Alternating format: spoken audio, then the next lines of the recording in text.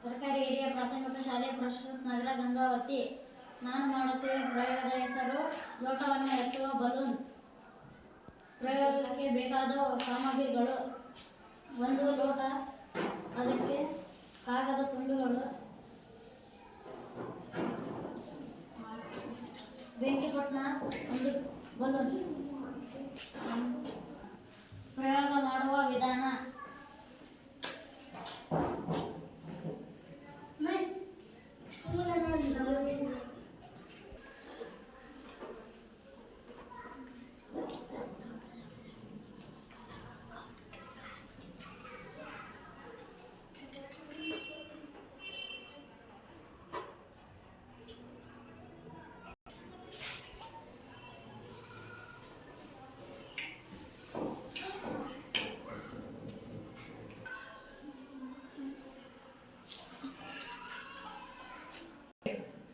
ನಾನು ಈಗ ಬಲೂನಿಂದ ಲೋಟವನ್ನು ಎತ್ತಿದ್ದೇನೆ.